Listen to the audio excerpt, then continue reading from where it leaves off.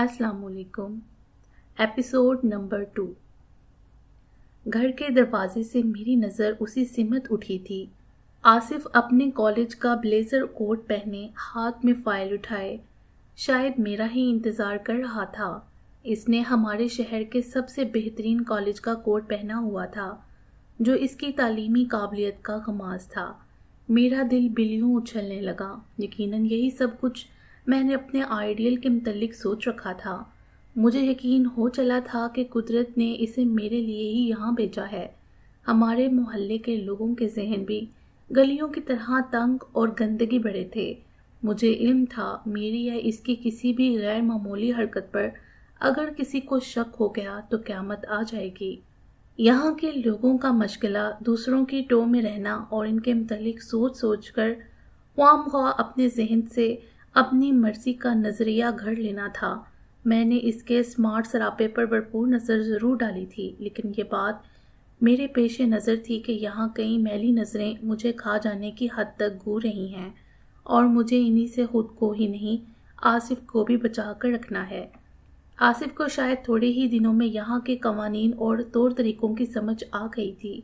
वो मुझसे बज़ाहिर बिल्कुल लापरवाह नजर आ रहा था। मैंने खुद को संभाला और मजबूत कदमों से बाहर जाने वाले रास्ते पर घूम गई। इस बात का एहसास मेरे लिए बड़ा लज्जत अमेज था कि आसिफ मेरे ताकुब में आएगा। गली का मोड़ मुड़ते ही मेरे अंदाजे के मुताबिक मैंने इसे अपने पीछे आते देखा। अगर मुझे इसे खसूसी निस्बत हासिल ना हो गई होती तो इसके मुहतात रवैये के पेश नज़र मैं भी कभी इस पर अपने ताकुब में आने का शक न करती। बस स्टॉप तक वो इसी तरह मेरे पीछे पीछे आया और इसी बस में सवार हो गया जिसमें बैठकर मुझे स्कूल जाना था। मेरे स्कूल और इसकी बस स्टॉप के दरमियान जहां मैं उतरा करती थी तकरीबन 1 फरलांग का फासला था। आसिफ मेरे पीछे ही बस से उतरा और आहिस्ता आहिस्ता चलता मेरे नज़दीक आ गया। इस रास्ते पर लोगों की आमद रफ्त लगी रहती थी। इसको करीब आता महसूस करके यकीन मानिए मुझे अपनी जान ही तो निकलती महसूस हो रही थी। खुद इसने भी इतनी जुरायत का मुजाहरा कैसे किया ये मैं कभी ना जान पाई। अब सोचती हूँ कि ये इश्क का जज्बा कमबख्त होता ही अजीब शय है। बुज़दिल को बहादुर और बहादुर को बुज़दिल बना देता है। आसिफ आम नौजवानों से बिल्कुल मुख्तलिफ, सीधा सादा, मेहनती और फर्माबरदार नौजवान था। वो 2 बहनों का इकलौता भाई था और माँ बाप के मुस्तकबिल की उम्मीद। ऐसा नौजवान जिसने बहुत थोड़ी उम्र में अपनी जिम्मेदारियों का एहसास कर लिया था। खुदा जाने इसे मुझ में क्या नजर आया कि मामला यहाँ तक पहुँच गया था। आपका नाम नजमा है, इसने मेरे करीब से गुजरते हुए कहा। मेरा दिल धक से रह गया। मुझे सिर्फ एक बात की फिक्र खाई जा रही थी कि किसी ने गुजरते हुए इसे ये हरकत करते देख न लिया हो। लेकिन हाय रे मोहब्बत, इंसान को क्या क्या ढंग सिखा देती है। तो आसिफ ने इतनी चालाकी से अपनी बात मुझ तक पहुंचाई कि मुझे भी महसूस ना हो सका कि इसका मुहातिब कौन है। ये बात कहकर इसने मुझे 1-2 कदम आगे निकल जाने का मौका दिया। इसकी एक बहन आबिदा की सहेली बनने का प्रोग्राम बना रही थी। मुमकिन है इसके जरिए मेरा नाम इस तक पहुंच गया हो। दिल ने कहा, पगली क्यों डरती है, कह देना आपका नाम। मैंने बेकाबू धड़कनों को जुबान दी। आसिफ, आपने मेरी बात का बुरा तो नहीं मनाया? उसने जवाब सवाल इकट्ठा ही कर दिया। मैं खामोश रही। जुबान किंग हो रही थी। दिल तो चाहता था फौरन कह दूं, नहीं शहजादे, मुझे तो जाने कब से तुम्हारा इंतजार था। मेरी तपस्या मुकम्मल हो गई है, मेरा बनवास पूरा हो गया है। लेकिन कुछ ना कह पाई। आसिफ मेरे नज़दीक आ चुका था। इसकी तरफ देखकर मैं सिर्फ मुस्कुरा दी और होंठों पर नहीं लरस कर रह गया। सामने से लड़कियों की एक टोली आ रही थी। शुक्रिया कहकर वो अपना धमकता चेहरा लेकर परे हट गया। मेरा स्कूल नज़दीक आ गया था। आसिफ पहलू बदलकर दूसरी सिमत मुड़ गया। बेतरतीब सांसों, बेकाबू धड़कनों, पसीना पसीना वजूद के साथ जब मैं होंठों की लर्जिश संभालती स्कूल पहुंची तो मालूम हुआ कि मैं स्कूल में दूसरे नंबर पर आई हूँ। बस शादी मर्ग की कैफियत ही तारी नहीं हुई, वरना इसमें कसर ही क्या बाकी रह गई थी। सहेलियां मुझे मुबारकबाद दे रही थीं। अलहदगी के रोने रोए जा रहे थे। मुस्तकबिल में मिलने के मंसूबे, नए कॉलेज में दाखिले की बातें, एक दूसरे के घरों के ड्रेस, لیکن میں ان سب باتوں سے بے نیاز ہو چکی تھی۔ بظاہر تو میں ان کے درمیان کھڑی ان کی مبارکباد وصول کر رہی تھی، اصولاً میری روح کہیں اور پرواز کر رہی تھی۔ میں تصور میں پرواز کرتی کھڑکی کی سلاخیں تھامے اپنے سامنے کھڑے آصف کو اپنی کامیابی کا مزہ سنا کر اس کی مبارکباد وصول کر رہی تھی۔ وہ بڑے نصیبوں والا دن تھا، کئی خوشیاں ایک ساتھ ملی تھی مجھے، سارے خواب حقیقت بنتے جا رہے تھے۔ میرا ڈاکٹر بننے کا خواب پورا ہوتا دکھائی دے رہا تھا۔ ان دنوں خود کو کتنا خوش بخت جاننے لگی تھی میں، آج سوچتی ہوں تو ہنسی آتی ہے۔ اصل میں تقدیر نے میرے ساتھ بھیانک مذاق کا آغاز اسی روز کیا تھا جبکہ میرا چناؤ دم پیدائش ہی ہو چکا تھا۔ فلسفہ تقدیر کبھی میرے ذہن میں نہیں سما پایا۔ میں آپ کو بھی اس کی مشگافیاں سمجھانے نہیں جا رہی، لیکن مجھے کہنے دیجیے کہ اس لمحہ اگر کوئی میرا بازو پکڑ کر مجھے سرابوں کے اندھے جزائر سے حقیقت کی راہ پر ڈال دیتا تو یہ روز بد میرا مقدر نہ بنتا۔ بھاگم بھاگ گھر پہنچی جہاں اماں اور چھوٹی بہن بنی ٹھنی باہر جانے کو تیار بیٹھی تھیں۔ آبدہ دوسرے اسکول میں پڑھتی تھی، اس کا رزلٹ ابھی نہیں نکلا تھا۔ وہ اپنے کمرے میں آصف کی بہن کو اپنی البم دکھا رہی تھی جو اس کے عجیب و غریب پوز بنا بنا کر کھنچوائی گئی تصاویر سے بھری پڑی تھی۔ امی، میں سارے اسکول میں سیکنڈ آئی ہوں، میں نے اسکالرشپ حاصل کیا ہے، میں خوشی سے چلاتے ہوئے امی سے لپٹ گئی۔ ارے ہٹ پڑے، کیوں میرے کپڑوں کا ستیہ ناش کر رہی ہے؟ سارا دن سوائے پڑھنے کے اور تجھے کام ہی کیا ہے کرنے کو؟ سارا اسکول چھوڑ، تجھ کو تو سارے ملک میں اول آنا چاہیے تھا۔ گھر بھار کی فکر تو نہ جانے تجھے کب ہوگی، کم بخت، تجھ سے تو زیادہ عقل مند یہ چھوٹی ہے، جہاں جاتی ہے لوگ تعریفیں کرتے ہیں، ایک تو ہے گھر میں منہ دیے پڑی رہتی ہے، پڑاکو کہیں کی۔ امی نے تقریباً مجھے ڈانٹتے ہوئے کہا۔ امی کے اس رویے سے دل بجھ سا گیا، لیکن پھر میں جلد ہی نارمل ہو گئی کیونکہ مجھے ان کی عادت کا علم تھا۔ وہ مجھ سے زبردست ذہنی اختلاف رکھتی تھی۔ دادی اماں نے میرے اور ان کے درمیان سوچوں کے متضاد انداز کی جو خلیج حائل کر دی تھی، اسے بانٹنا میرے لیے تو مشکل تھا ہی، جبکہ امی کے لیے ناممکن تھا۔ وہ مجھے اپنے سانچے میں ڈالنا چاہتی تھیں۔ ان کی خواہش تھی کہ میں بن سنور کر ان کے ساتھ سیر سپاٹے کیا کروں تاکہ میرے حسین سراپے کی نمائش کر کے وہ اپنی کسی مخصوص حص کو تسکین پہنچا سکیں۔ وہاں ان کی خود ساختہ سوسائٹی میں ان کا وقار مزید بڑھ جائے کہ مصوفہ ایک عدد خوبصورت بیٹی کی ماں بھی ہیں۔ آپ کو مبارک ہو باجی، آصف کی بہن فرزانہ نے مجھے مخاطب کیا۔ شکریہ، میں نے پھیکی سی مسکراہٹ اس کی طرف اچھالی۔ امی کے نامناسب رویے نے فرزانہ کو بھی سوگوار سا کر دیا تھا۔ لڑکی رحم دل معلوم ہوتی تھی۔ امی، آپ بھی کمال کرتی ہیں، اگر بھاجی کو گھومنا پسند نہیں تو اس میں زبردستی ہے کیا؟ آبدہ نے میرا بازو پکڑ کر مجھے اپنے قریب لیا اور میری دل جوئی کو امی سے کہہ دیا۔ اے لو بیٹی، کون سی قیامت آ گئی، ایک ذرا سمجھایا ہی ہے، میں تمہاری ماں ہوں، ڈائن نہیں۔ انہوں نے آبدہ کے بھی لتے لینے شروع کر دیے۔ فرزانہ شاید ایسی باتوں کی عادی نہیں تھی، وہ امی کو بولتا دیکھ کر ہم سے ضروری کام کا بہانہ کر کے چلی گئی۔ تھوڑی دیر بعد ہی امی اور آبدہ بھی شاہ صاحب کے ہاں ملوچ شریف پر چلی گئیں۔ ان کے جانے کے بعد میں اپنے جہانوں میں لوٹ آئی، اپنی دنیا میں جہاں میں تھی، آصف تھا اور ہمارا شاندار مستقبل تھا۔ میں نے ایک رسالہ اٹھایا اور کھڑکی کے سامنے رکھا، موڑا سنبھال لیا۔ کھڑکی کھلی تھی لیکن آصف وہاں نہیں تھا۔ میری نظریں بار بار بے چینی سے اس طرف اٹھ جاتیں اور مایوس لوٹ آتیں۔ پھر جیسے میری آنکھوں کی تراوٹ لوٹ آئی، آصف میرا خواب میرے سامنے موجود تھا۔ اسے دیکھتے ہی مجھ پر وہی کیفیت طاری ہو گئی۔ شاید وہ کالج سے سیدھا اوپر آ رہا تھا اور کالج میں بھی اس نے آج یہی کارنامہ انجام دیا تھا جو تھوڑی دیر بعد ہی اس کے ہاتھ سے نکلا اور پرواز کرتا میری کھڑکی کے راستے کمرے میں آ گیا۔ میں نے اسے لرزتے ہاتھوں اٹھایا اور نچلے کمرے میں چلی آئی۔ نیلے رنگ کا خوبصورت پیڈ تھا جس پر دل بنا کر اس میں تیر ترازو کرنے کے بعد خون ٹپکتا دکھایا گیا تھا اور ایک دردناک قسم کا شعر پیشانی پر تحریر تھا۔ آصف نے لکھا تھا، میری نجمہ، پچھلے 7-8 روز سے میں تمہیں روزانہ چوری چھپے دیکھا کرتا تھا، لیکن تمہارے سامنے آنے کی جرت نہیں ہوتی تھی۔ اسے میرا خوف نہ جان لینا، ہم پٹھان لوگ جس کے بن گئے جی جان اس پر وار دیتے ہیں۔ یہ تو روب حسن تھا جس کے سامنے ٹھہرنے کی مجال میں نہیں کر پاتا تھا۔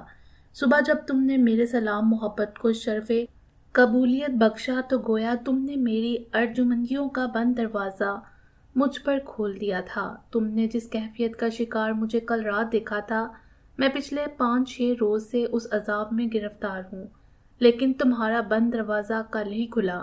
شاید قدرت کو مجھ پر ترس آ گیا۔ میری محبت کو ندی کی سطح پر بہنے والا وہ بلبلہ نہ سمجھ لینا جو تھوڑی دیر بعد اپنی موت آپ مر جاتا ہے۔ اس میں ندی جتنی گہرائی اور سمندر کی لہروں جتنی طاقت ہے۔ میں نے بڑی طویل ریاضیت کے بعد تمہارا نروان حاصل کیا ہے۔ تمہاری محبت کی آگ میرے دل کے معبد میں ہمیشہ جلتی رہے گی۔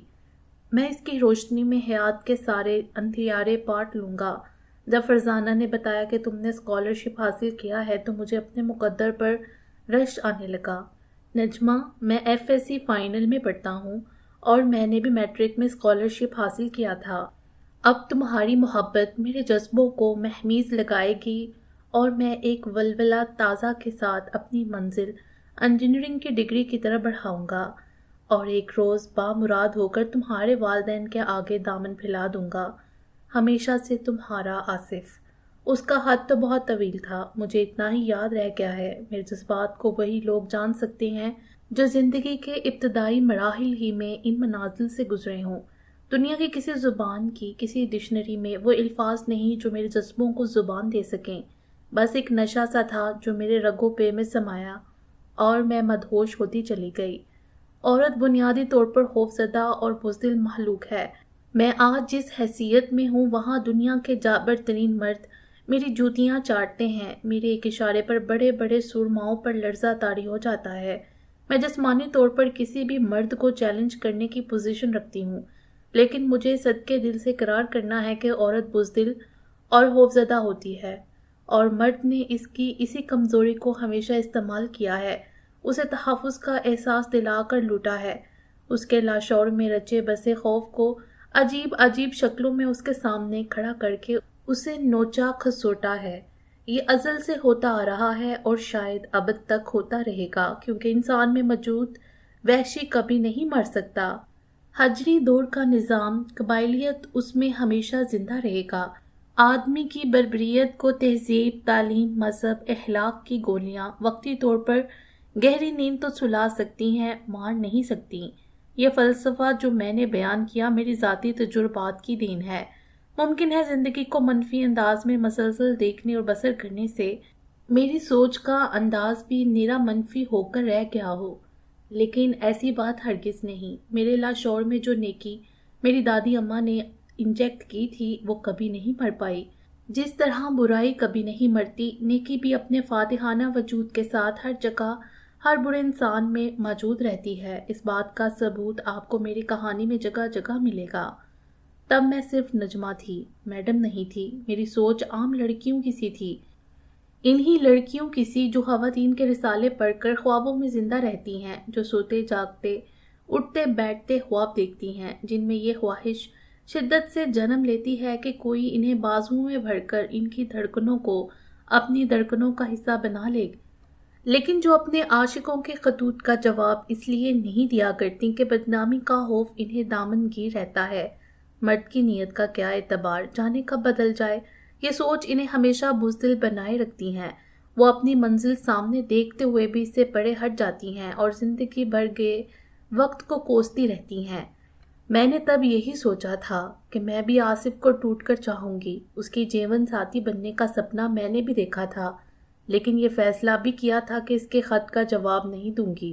کہیں کوئی خط کسی کے ہاتھ لگ گیا تو میرا بھرم ٹوٹ جائے گا، میری اماں جیت جائے گی اور میں مر جاؤں گی۔ میں نے وہ خط بار بار پڑھا، اس کے ایک ایک لفظ میں چھپے جذبے سے ہنس اٹھایا، اس کی ایک ایک سطر میں جھلکیاں مارتے اپنے سنہری مستقبل کا مزہ آنکھیں بند کر کے لیا۔ میں ڈاکٹر، میرا آصف انجینئر، کتنی شاندار جوڑی ہوگی، لوگ ہماری مثالیں دیا کریں گے، ہم پر رشک کیا کریں گے، ہم سے حسد کیا کریں گے۔ تصور ہی تصور میں نے محل بنائے اور ڈھا دیے۔ ہر مرتبہ کوئی رنگ بھرنا باقی رہ جاتا، ہر مرتبہ ان کو نیا رنگ دیتی۔ شام تک میں دوبارہ کھڑکی کھولنے کی ہمت نہیں کر سکی۔ میں نے خط کو طے کر کے پہلے اپنے سینے کے نزدیک دھڑکنوں میں سمایا، پھر ایک کتاب میں رکھ کر اپنی الماری میں تالا لگا کر محفوظ کر دیا۔ اس تالے کی دوسری چابی میں نے جان بوجھ کر گنوا دی اور واحد چابی میرے پاس محفوظ رہی۔ میں نے مقدس امانت کی طرح اپنی اولین محبت کے معصوم اور پاکیزہ اوراق محفوظ رکھے، اور آج بھی یہ صحیفے میرا سرمایہ حیات ہیں۔ جب کبھی چند منٹ کے لیے ضمیر انگڑائی لے کر زندہ ہوتا ہے، مجھے کچوکے لگا کر اپنی پرانی دنیا کی سیر کرواتا ہے، اپنے عورت ہونے کا احساس دلاتا ہے، تو یہی خطوط میرا واحد سہارا ہوتے ہیں۔ تب میرے پاس زندگی میں ضمیر کی عدالت میں پیش کرنے کے لیے صرف ایک ہی ثبوت رہ جاتا ہے، یہ کاغذ کے پرزے، جو اپنے اوپر لکھے سچے اور سچے جذبوں میں گندے لفظوں کی طرح زندہ ہیں۔ لوگ مر جاتے ہیں، ممکن ہے یادوں کو بھی موت آ جاتی ہو، لفظ کبھی نہیں مرتے، جذبے زندہ جاوید ہوتے ہیں۔ فضا میں کروڑوں محبت کرنے والوں کے کہے الفاظ ہمیشہ گردش کرتے رہتے ہیں۔ جب بھی کوئی چاہے دل کی ایک مخصوص فریکوینسی پر ان کی آوازیں سن لے، ان کی حقیقت کو جان لے۔ شام کو تھوڑی دیر کے لیے امی اور عابدہ آئیں اور چلی گئیں۔ انہوں نے میاں صاحب کے گھر بیٹھ کر ہی میرے فرسٹ آنے کی خوشی میں ایک محفل ہا ہو برپا کرنے کا پروگرام طے کر لیا تھا، اور اب وہ لوگوں کو سدے دعوت نامے دینے کی مہم پر نکل گئی تھیں۔ والد صاحب قبلہ رات گئے ہوٹل اور دوستوں کی محفلوں سے فراغت پا کر گھر لوٹے تھے۔ انہیں بیگم صاحب کے متعلق سوچنے کی مہلت ہی نہیں ملتی تھی، یا پھر شاید وہ اس نازک مسئلے کو چھیڑنا مناسب ہی نہیں جانتے تھے۔ ان کی زندگی کا تو صرف ایک ہی مقصد رہ گیا تھا کہ دن رات حرام اکٹھا کریں اور اپنی زوجہ محترمہ کی ہر خواہش کے سامنے بلا چون چراں سر جھکائے چلے جائیں۔ والدہ اور بہن کے رخصت ہوتے ہی میں نے چولہا سنبھال لیا تاکہ واپسی پر ان کو کھانا تیار ملے۔ وہاں سے فارغ ہو کر میں اپنے آسن پر آ براجی۔ اس لمحے جب میں نے آصف کا چہرہ دیکھا تو مجھے بہت ترس آیا۔ بیچارہ کتنی بے چینی اور بے قراری سے وہاں جانے کب سے ٹہل رہا تھا۔ مجھے دیکھتے ہی اس کا چہرہ کھل اٹھا۔ اس نے ہاتھ کے کسی جان لیوا اشارے سے میرا خیر مقدم کیا۔ میں نے گردن جھکا کر اس پر سر تسلیم ہم کیا۔ ہم چاہتے تو ایک دوسرے سے باتیں بھی کر سکتے تھے، لیکن یہاں ہر لمحہ یہی دڑکا لگا رہتا تھا کہ کوئی دوسری کھڑکی برابر سے نہ کھل جائے، کسی کی نظر ہم پر نہ پڑے، کوئی ہمیں دیکھ نہ لے، کہیں یہ نہ ہو جائے، کہیں وہ نہ ہو جائے۔ عجیب عجیب وسوسوں کے سام کنڈلی مارے ذہن میں کلبلاتے رہتے تھے۔ آصف نے ہاتھوں کے مخصوص اشاروں سے مجھ سے پوچھا، میرے ہاتھ کا کیا بنا؟ میں جواب میں صرف مسکرا کر رہ گئی۔ دوبارہ اس نے ہاتھوں سے ہاتھ پھاڑنے کا اشارہ کرتے ہوئے پوچھا، کیا اسے پھاڑ کر پھینک دیا؟ میں نے گردن نفی میں ہلا دی اور مسکراتی رہی۔ ہاتھ کے اشارے سے اس نے محبت نامہ کا انجام دریافت کیا۔ میں نے اسے ہاتھ کے اشارے سے تسلی دی کہ مطمئن رہو، پھر اس کے اصرار کرنے پر طے شدہ خط دوسری طرف پھیر کر دل کی دھڑکنوں سے الگ کر اسے دکھایا اور اشاروں سے بتایا کہ میں نے اسے کیا مقام دیا ہے۔ آصف کا چہرہ ایسے نادیدے بچے کی طرح خوشی سے اچانک دمک اٹھا جسے 2 گھنٹے مسلسل رونے کے بعد اپنی مرضی کا کھلونا نصیب ہوا ہو۔ جواب دو گی؟ اس نے کھڑکی سے منہ لگائے ہوئے سرگوشی میں پوچھا۔ میں نے اسے ہونٹوں پر انگلی رکھ کر چپ رہنے کا اشارہ کیا اور ہاتھ باندھ کر درخواست کی کہ زیادہ جذباتی نہ بنے اور ارد گرد سے ہوشیار رہے۔ اس نے دل پر ایک ہاتھ رکھ کر دوسرے ہاتھ کو منفی انداز سے ہلا کر گویا یہ کہا کہ وہ اس دل بے قرار کے ہاتھوں مجبور ہے۔ اب اس سے صبر نہیں ہوتا۔ ایسی بے صبری بھی کیا؟ بالآخر میں بھی سرگوشی میں کہے بنا نہ رہ سکی۔ شاید اس بات کے پیچھے اس کی آتش شوق کو مزید بڑھانے کا جذبہ کار فرما رہا ہو۔ کل مجھے ضرور ملیے گا۔ اس نے اپنی آواز کو خط الوسود دبائے رکھا۔ میں اس بات کا کیا جواب دیتی؟ خاموش ہو رہی۔ وہ کچھ مایوس سا ہو گیا تھا۔ کل نہیں، پھر کسی روز۔ داخلے کھلنے والے ہیں نا، کسی روز فارم لینے کے بہانے جاؤں گی۔ میں نے معذوری ظاہر کی۔ آپ کل اسکول سے ریزلٹ کارڈ لینے کے بہانے بھی جا سکتی ہیں، اس نے بے چینی سے کہا۔ اس لمحے آصف کی اس ادا پر مر جانے کو جی چاہا۔ گویا آپ نے بہانہ بھی خود ہی ڈھونڈ رکھا ہے میرے جانے کا۔ میں نے سرگوشی کے انداز میں مسکراتے ہوئے دریافت کیا۔ یہ دل کا معاملہ بس ایسا ہی ہوتا ہے، کیا کروں؟ اس نے معذوری ظاہر کی۔ لیکن جناب ابھی تو میرا رزلٹ بھی بورڈ سے اسکول نہیں آیا ہوگا، یہ آپ بھول گئے تھے کیا؟ میں نے اسے یاد دلایا۔ حد تیرے کی، اس نے کچھ ایسی بے ساختگی سے کہا کہ بے اختیار میری ہنسی نکل گئی، پھر اچانک رک گئی کیونکہ آصف سے ملحقہ مکان کی کھڑکی کھلنے کی آواز بھی آ رہی تھی۔ میں اگلا منظر دیکھنے کے لیے وہاں نہ رکی اور فوراً اٹھ کھڑی ہوئی۔ اس رات میں نے ڈر کے مارے کھڑکی کھول کر باہر جھانکنے کی ہمت ہی نہ کی۔ میرے ذہن میں شام ہی سے ایک ڈر سا پیدا ہو چلا تھا، کہیں ہمسایوں کو ہم پہ شک تو نہیں ہو گیا؟ آخر وہ کھڑکی پہلے کبھی کیوں نہیں کھلی؟ ضرور کوئی چوری چھپے ہماری حرکات نوٹ کر رہا تھا۔ اس خوف نے تو میری بھوک پیاس بھی ختم کر دی تھی۔ بامشکل میں نے چند لقمے ہی زہر مار کیے تھے۔ مبادہ گھر والوں کو کوئی شک نہ گزرے اور سر درد کا بہانہ کر کے لیٹ گئی۔ اب مہارانی نخرے تو کرے گی۔ خیر سے اسکول میں سیکنڈ جو آ گئی ہے، امی نے ابو کو بتایا، جو آج خلاف معمول ذرا پہلے چلے آئے تھے۔ زورا تو کمال کرتی ہو، تمہیں تو خدا واسطے کا بیڑ ہو گیا ہے اس سے۔ اس روز نہ جانے ابو نے اتنی جرت کیسے کر لی۔ ہاں جی، تم تو خیر سے یہی کہو گے، آخر کو ہو کس ماں کے بیٹے۔ خدا کا شکر کرو اس گاؤں سے نجات دلا کر شہر لے آئی ہوں تو اسکول کالج کے نام بھی آ گئے ہیں باپ بیٹی کو، ورنہ صاحبزادی کہیں اوپلے تھاپ رہی ہوتی۔ امی اپنا یہ احسان کسی نہ کسی بہانے جتاتی رہتی تھیں کہ وہ ہمیں گاؤں سے شہر لے آئی ہیں اور ہمیں شہری ماحول کی برکت سے کچھ تعلیم و تہذیب کا پتہ چل گیا ہے، ورنہ ہم تو بالکل گدھے تھے۔ ابو کو علم تھا کہ اگر آگے کوئی بات کی تو سلسلہ دور تک نکل جائے گا۔ اچھا بابا تم جیتی میں ہارا، اگر بدقسمتی سے گھر آ ہی گیا ہوں تو روٹی تو سکون سے کھان لینے دو، وہ بولے۔ وہ ساری رات میں نے ڈر ڈر کر گزار دی۔ اگلی روز صبح بھی میں نے کھڑکی نہیں کھولی، وہی وہم اب تک موجود تھا۔ اب کیا ہمیں دم گھٹا کر مارنے کا پروگرام ہے؟ امی نے بددستور بند کھڑکی دیکھ کر کہا۔ یہاں ہوا اور روشنی کی آمد رفت کا واحد ذریعہ یہ کھڑکیاں ہی ہوا کرتی ہیں۔ روشن دان نام کی چیز ان مکانوں میں نہیں پائی جاتی، کیونکہ روشن دان کی جگہ وہ لوگ ڈربہ بنا کر رکھنے کو زیادہ بہتر جانتے ہیں۔ او میں تو بھول ہی گئی تھی، کہہ کر میں دھڑکتے دل اور لڑزتے قدموں سے کھڑکی کی طرف بڑھی اور کانپتے ہاتھوں سے کنڈی کھول دی۔ کھڑکی کھول کر میں یکدم واپس پلٹ گئی، جیسے وہاں کھڑے رہنے پر باہر سے کوئی شے مجھ پر حملہ آور ہو جائے گی۔ اس کے بعد خوف کے مارے میں 5-10 منٹ تک کمرے میں نہ گئی، پھر چائے کا کپ ہاتھ میں پکڑے بہانے سے چوڑوں کی طرح اپنے کمرے میں داخل ہوئی تو روشنی کی ایک لہر میرے سارے جسم میں رینگ گئی۔ سامنے آصف کھڑکی کے قریب ناشتہ کر رہا تھا۔ مجھے دیکھتے ہی اس کا لقمے والا ہاتھ اٹھے کا اٹھا رہ گیا۔ اس نے ہاتھ کے اشارے سے پوچھا، کیا بات تھی، کل بھاگ کیوں گئی تھی؟ میں نے ملحقہ مکان کی طرف اشارہ کر کے خطرے کی نشاندہی کی اور اپنا شک ظاہر کیا کہ کوئی مجھے دیکھ رہا تھا۔ آصف نے دائیں ہاتھ کی انگلی کنپٹی کے گرد گھماتے ہوئے شاید یہ کہا تھا کہ تمہارا دماغ تو صحیح ہے۔ پھر اس نے ہاتھ کے اشارے سے مجھے نزدیک آنے کو کہا اور بولا، محترمہ خواہ مخواہ خوفزدہ ہونے والی کوئی بات نہیں، لوگوں کو ہماری طرح صرف یہ نہیں کچھ اور کام بھی ہیں۔ اس نے کچھ ایسے لہجے میں کہا کہ میں بے اختیار ہنس دی۔ کیا بات ہے، بڑی خوش نظر آ رہی ہو۔ اچانک دوسرے کمرے سے امی کے اس طرف آنے کی آواز سنائی دی اور میں کسی مکینکی عمل کے تابع اچانک ہی اس طرف گھوم گئی۔ آصف نے بھی شاید خطرے کا احساس کر لیا تھا۔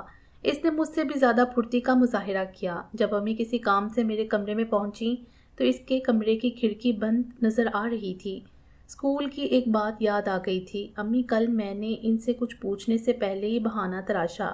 بس جانے دو، کبھی اس موئی پڑھائی کے علاوہ بھی کوئی بات کر لیا کر۔ انہوں نے میرے کمرے کے ایک کونے میں لٹکی اپنی چادر اٹھاتے ہوئے کہا، آج تیرے باپ کے دفتر سے لوگ آ رہے ہیں، کہیں دفعہ نہ ہو جانا۔ انہوں نے مجھے تنبیہ کرتے ہوئے کہا، باپ کے دفتر کے افسران اور میاں جی کا ہمارے ہاں آنا جانا لگا ہی رہتا تھا۔ آئے روز کسی نہ کسی کی دعوت ہمارے ہاں رہتی تھی۔ ان دعوتوں میں کمائی کے حصے بکھیرے ہوتے، رشوت لینے کے لیے نئے مخصوص طریقہ کار طے کیے جاتے، نئے منصوبے ترتیب پاتے، فائلوں کو کہاں دبایا ہے، کس نے کس طرح گاہک کو دوسرے تک پہنچانا ہے، فلاں کام سے فلاں کام تک کے ریٹس کیا لیے جائیں گے، یہ ساری گفتگو عموماً انہی دعوتوں میں ہوتی تھی۔ مجھے نفرت تھی ان سب کاموں سے، ایسی باتوں سے۔ آج یہ کہتے ہوئے سوچتے ہوئے حیرانگی ہوتی ہے، خدایا میں کبھی ایسی پاک باز لڑکی بھی تھی۔ اس روز ایک عجیب سا تجسس میرے ذہن میں پیدا ہوا۔ میرے اندر خواہش انگڑائیاں لینے لگی کہ میں ان کی گفتگو سنوں اور دیکھوں آخر یہ لوگ کس کس طریقے سے نئے شیطانی منصوبے ترتیب دیتے ہیں۔ اس دن دفتر کا ہاف ڈے تھا۔ امی نے دوپہر کے کھانے کا بندوبست کر رکھا تھا۔ سب سے پہلے اسی میاں جی کی منحوس شکل دکھائی دی جس کی موجودگی کے بغیر ہر محفل ادھوری سمجھی جاتی تھی۔ خدا جانے لوگوں کو اس سے کیا لابھ ہوتا تھا۔ وہ تو شکل ہی سے چھٹا ہوا گنڈا اور پیڑ کی بجائے کسی بدکماش گروہ کا سرگنا دکھائی پڑتا تھا۔ وہ لوگ میرے سامنے والے کمرے میں بیٹھا کرتے تھے جہاں سے گفتگو کی آواز مجھے صاف سنائی دیا کرتی تھی۔ امی اس کی منحوس صورت دیکھتے ہی میاں جی کہتی اس طرف بڑھیں، لیکن اس کی ہولناک نظریں حسب سابق امی سے پھسلتی مجھ پر جمی ہوئی تھیں۔ میں نے آج تک اسے سلام نہیں کیا تھا۔ اس معاملے پر متعدد مرتبہ امی اور میرے درمیان تو میں ہو چکی تھی، لیکن میں نے ان کی یہ بات کبھی نہ مانی۔ میں بچی نہیں تھی۔ جس ماحول میں میری پرورش پچھلے 2 سال سے ہو رہی تھی اس میں رہتے ہوئے مجھ سے زیادہ اور کون مرد کی ہولناک نظروں کا اندازہ لگا سکتا تھا۔ میں اس کے سامنے سے ہٹی اور اپنے کمرے میں آ کر بیٹھ گئی، جہاں سے تھوڑی دیر بعد ہی امی اور اس کے درمیان باتوں کی آوازیں آنے لگیں۔ میاں جی، میرا تو دل گھبرانے لگا ہے، مولا خیر کرے، کوئی مصیبت تو آنے والی نہیں؟ امی کی گھبرائی ہوئی آواز سنائی دی۔ زورا بڑے بڑوں کے دان دیکھے ہیں میں نے، مرشد کی دعا سے میرا وار حالی نہیں جا سکتا، تو بے فکر ہو جا۔ بڑے بڑے ایماندار آئے اور چلے گئے، میں ایک سیکرٹری کو ہاتھ میں لے رہا ہوں، بیٹے کا ایسی جگہ تبادلہ کراؤں گا کہ یاد رکھے گا۔ میاں جی نے جواب دیا۔ خدا خیر کرے۔ میں سہم گئی۔ معاملے کی کچھ سمجھ مجھے آنے لگی تھی۔ شاید ابو پر کوئی مصیبت آ رہی تھی جس کے تدارک کے لیے امی نے حسب سابق میاں جی کی طرف دیکھا تھا۔ میں نے دروازے سے کان لگا دیے تاکہ غور سے اگلی باتیں سن سکوں۔ اپنی اس غیر اخلاقی حرکت پر میرا ضمیر مجھے ملامت کر رہا تھا، لیکن تجسس کے ہاتھوں مجبور میں وہیں کھڑی رہی۔ وہ لوگ کسی بٹی صاحب کا ذکر کر رہے تھے جو ابو کے دفتر کا نیا افسر تھا اور نہ تو خود رشوت کھاتا تھا نہ ہی کسی راشی کو برداشت کرنے پر آمادہ تھا۔ اس نے صاف سب سے کہہ دیا تھا کہ وہ اس سب سے پہلے جو کچھ کر چکے ہیں وہ خدا اور ان کا معاملہ ہے۔ آئندہ وہ اس بات کا خاص خیال رکھے گا اور معمولی سی بے ضابطگی پر بھی کڑی سزا ملے گی۔ یہ بھٹی صاحب اپنی سخت گیری اور ایڈمنسٹریشن کے لیے خاصی شہرت رکھتا تھا اور اسے عموماً حکومت ان دفاتر میں بھیجا کرتی تھی جہاں بے ضابطگیاں اپنے عروج پر پہنچ جایا کرتی تھیں۔ تھوڑی دیر بعد ہی گفتگو نے دوسری شکل اختیار کر لی۔ اس کے بعد میں نے جس قسم کی شہوتناک گفتگو سنی اس کا بیان دنیا بھر کے مہذب ترین الفاظ میں بھی ناممکن ہے۔ اس سے پہلے مجھے اپنی ماں پر شک رہتا تھا، آج مجھے اس سے گھن آنے لگی تھی۔ وہ ڈائن تھی۔ مجھے اس لمحے اس بات پر رونا آ رہا تھا کہ ایسی گھٹیا عورت کے بدن سے میں نے جنم کیوں لیا۔ آخری فکرہ جو میری سماعت سے ٹکرایا تھا وہ یہ تھا، میاں جی عقل کرو، میں کوئی بھاگی جا رہی ہوں، وہ لوگ آنے والے ہوں گے۔ اس کے بعد وہاں کھڑے رہنے کا حوصلہ مجھ میں نہ رہا۔ میری ٹانگوں سے جان نکلتی محسوس ہو رہی تھی۔ وہ پاؤں جن پر چل کر میں چارپائی تک پہنچی تھی میرے پاؤں ہرگز نہ تھے۔ شاید کسی نادیدہ ہستی نے مجھے سہارا دے کر وہاں تک پہنچایا تھا۔ شرم اور غصے کے مارے میں مری جا رہی تھی۔ جی چاہتا تھا اٹھ کر دونوں کو موت کے گھاٹ اتار دوں، پھر خودکشی کر لوں تاکہ یہ کہانی بھی میرے ساتھ ہی دفن ہو جائے، لیکن ایک مجبور اور بزدل لڑکی ایسی باتیں صرف سوچا کرتی ہے، ان پر عمل اس کے لیے ممکن نہیں ہوتا۔ کاش میں نے اس لمحے اپنے اس خیال کو کسی طرح عملی جامہ پہنا لیا ہوتا تو آج خدا کی عدالت میں سرخ روح ہو کر پیش ہوتی، آج زندہ درگو جہنم کے دہانے پر کھڑی ہو کر آپ سے باتیں نہ کرتی۔ مجھے ہوش اس وقت آیا جب آبدہ نے تقریباً مجھے جھنجھوڑتے ہوئے مخاطب کیا، کہاں پہنچ جاتی ہو تم آج کل؟ میں کسی کے باپ کی نوکر نہیں کہ سارے کام میں ہی کرتی رہا کروں۔ میں نہ جانے کب سرہانے میں سر دیے رو رہی تھی۔ اپنی آنکھیں مجھے جلتی ہوئی محسوس ہو رہی تھیں۔ آبدہ کی طرف میں نے دبدبائی ہوئی آنکھوں سے دیکھا۔ خیریت تو ہے؟ اس نے میری حالت دیکھ کر پوچھا۔ کچھ نہیں، میری طبیعت ذرا خراب ہے۔ تم میری بہن اکیلی کام کرو، کسی لڑکی کو مدد کے لیے بلا لو۔ ایک تو تمہاری طبیعت بڑی نازک ہے، ہم تو جیسے انسان ہی نہیں۔ بڑبڑاتی ہوئی وہ کھڑکی کی طرف بڑھی۔ آبدہ نے کھڑکی کھول کر آصف کی بہن فرزانہ کو اپنی مدد کے لیے بلایا۔ مجھے فرزانہ کے بلانے پر افسوس ہوا۔ اس گندے گھر میں کسی با کردار کا آنا جانا مجھے کیسے گوارا ہوتا، لیکن کیا کہتی، کس سے کہتی؟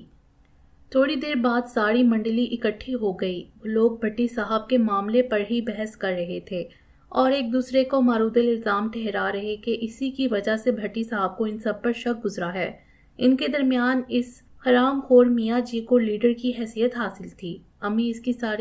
امی اس ساری گفتگو میں بڑھ چڑھ کر حصہ لے رہی تھیں۔ ابو تو سہمے ہوئے نظر آتے تھے۔ ان کی وکالت میری امی ہی کر رہی تھیں۔ رات گئے تک وہ لوگ وہیں جمع رہے، پھر دفع ہو گئے۔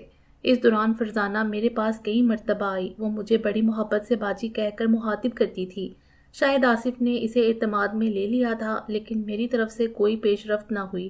میں تو اس کی گفتگو بھی بڑے بددلی سے سن رہی تھی اور جواب میں صرف ہوں ہاں کہہ کر رہ جاتی۔ معاف کیجیے باجی، میں شاید آپ کو بور کر رہی ہوں۔ بالآخر اس نے کہہ ہی دیا، ارے نہیں، دراصل میری طبیعت ذرا خراب ہے، اس لیے میں شرمندہ ہو رہی تھی۔ بھائی جان بیچارے تو بڑے پریشان ہوں گے آپ کی طبیعت کا سن کر۔ اس نے میرے کان میں سرگوشی کی اور مسکراتی ہوئی باہر بھاگ گئی۔ ایک مردہ سی مسکراہٹ میرے ہونٹوں پر نمودار ہوئی۔ میرا اندازہ صحیح نکلا۔ آصف نے واقعی اسے اعتماد میں لے کر اپنی اور میری محبت سے آگاہ کر دیا تھا۔ عموماً ایسی معصوم محبتوں کا آغاز یوں ہی ہوتا ہے۔ خط لکھے جاتے ہیں، انگوٹھیاں، رومال اور خوشبوئیں نظر کی جاتی ہیں، چوری چھپے پارکوں اور سینماؤں میں ملا جاتا ہے۔ باہمی رابطے کے لیے کسی ایک شخص کو اعتماد میں لیا جاتا ہے جو عموماً ہیرو یا ہیروئن کی بہن ہوتی ہے۔ شاید آج سے ہزاروں سال پہلے جو لوگ محبت کرتے تھے، انہوں نے بھی یہی طریقہ کار اختیار کیا تھا، اور صدیوں سے یہ راز سینہ بہ سینہ منتقل ہوتا آ رہا تھا۔ میں نے لاکھ چاہا کہ اپنے خیالات کے دھارے کا رخ آصف کی سمت موڑ کر اذیت ناک سوچوں سے فرار کی کوئی راہ ڈھونڈوں، لیکن فرار کی راہ نصیب نہ تھی۔ رات کا کھانا کھائے بغیر میں اپنے بستر پر لیٹ گئی۔ ساری رات کربناک سوچیں مجھے ڈستی رہیں۔ کبھی جی چاہتا ابو کو سارے حالات ایک خط کے ذریعے لکھ کر بتا دوں اور خودکشی کر لوں۔ کبھی دل چاہتا کہ ہنڈیا میں زہر ملا دوں اور ہم سارے اسے کھا کر مر جائیں، لیکن میں کسی فیصلے پر نہ پہنچ پائی۔ بالآخر جس فیصلے نے مجھے مطمئن کیا وہ خاصا مثبت تھا۔ میں نے سوچا اس بات کا تو سوال ہی پیدا نہیں ہوتا کہ ابو کو امی کے کرتوت کا علم نہ ہو۔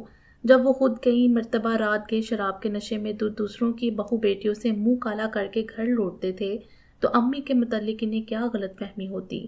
وہ خود امی کو اپنے افسران کی خدمت میں سفارش کے لیے بھیجا کرتے تھے، اس لیے ان سے بات کرنا بے سود تھا۔ تایا جی جو کبھی کبھی آیا کرتے تھے، وہ میری صرف اخلاقی مدد ہی کر سکتے تھے۔ میرے سامنے صرف ایک ہی راہ تھی کہ میں جی جان سے محنت کروں، جلد از جلد اپنے پاؤں پر کھڑا ہو کر آصف کا ہاتھ تھاموں اور اس گنونے ماحول سے ہمیشہ کے لیے کنارہ کر جاؤں۔ آصف پر اتنی جلدی اعتماد کرنا بھی عجیب سی بات تھی، لیکن انسان جو ہمیشہ خوش فہم رہا ہے، خود کو زندہ رکھنے کے لیے کوئی ڈھکوسلا، کوئی بہانہ بھی تراش ہی لیتا ہے۔ میرا دل گواہی دے رہا تھا کہ آصف مجھے کبھی دھوکہ نہیں دے گا، زندگی بھر میرے قدموں سے قدم ملا کر چلے گا۔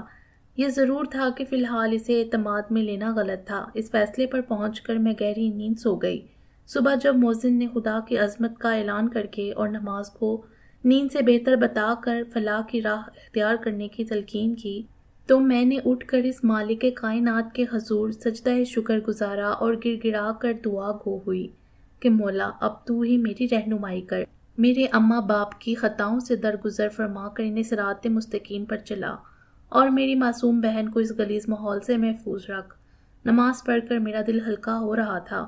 میں نے بڑی بہن ہونے کے ناطے اس بات کا عہد کیا تھا کہ آبدہ کو حد الوسع کوشش کر کے ماں کے چنگل سے نکالوں اور کوشش کروں کہ اس کے سیر سپاٹوں میں کمی آ جائے۔ صبح میں نے کھڑکی کھول کر اپنے محبوب کے درشن کیے اور اسے نوید دی کہ آج میں دالہ فام لینے جا رہی ہوں۔ ناشتہ کر کے میں تیار ہو کر چل دی۔ بازار کے کونے میں آصف میرا منتظر تھا۔ مجھے دیکھتے ہی اس کے چہرے کی رنگت بدل گئی۔ بڑی ہوشیاری سے ہم ایک دوسرے سے بظاہر لاپرواہ ایک دوسرے کی دھڑکنوں پر چلتے چلے جا رہے تھے۔ کالج کے بس اسٹاپ پر اتر کر وہ بے دھڑک میرے نزدیک آ گیا۔